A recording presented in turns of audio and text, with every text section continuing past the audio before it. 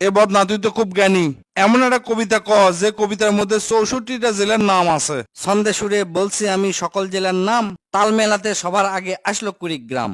প্রধান জেলা ঢাকা থেকে একটুখানি দূর, এক জেলার নাম নরসিংদী, আরেকটা গাজীপুর। জয়পুরহাট ও লালমনিরহাট দুইটা জেলার নাম, রাজশাহীর নাম উজ্জ্বল করছে মিষ্টি স্বাদের আম। পাহাড় ঘেরা বান্দরবন ও সিলেট খাগড়াছড়ি, ময়মনসিংহের কিশোরগঞ্জে এই লেখকের বাড়ি।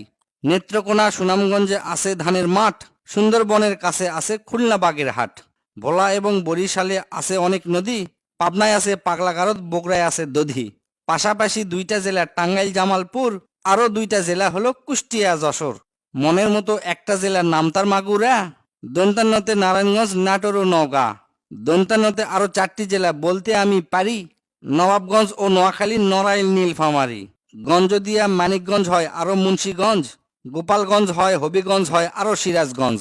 চাপাই নবাবগঞ্জ কিন্তু গঞ্জ দিয়া ভাই, এদের ছাড়া বাংলাদেশে আর কোনো গঞ্জ নাই।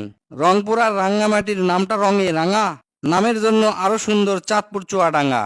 কক্সবাজার নামের জেলা আছে সাগরও পারে, পঞ্চগড়টা পড়ছে বন্ধু দেশের এক কিনারে।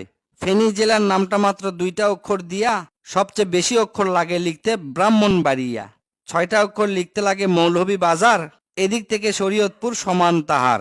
শেষের দিকে এসে দেখি বসছে পুরের মেলা, নামের শেষে পুর লাগানো অনেকগুলো জেলা। পুর দিয়ে ভাই শেরপুর আছে পিরোজপুর, মেহেরপুর ও মাদারীপুর আরো দিনাজপুর। ফরিদপুর ও লক্ষ্মীপুর এই দুইটা জেলার সাথে পুরের পালা শেষ করিয়া গেলাম বরগুনাতে। আসার পথে কুমিল্লা ও ঝালকাঠি সহ ঘুরে এলাম রাজবাড়ী, তার সঙ্গে ঝিনাইদহ।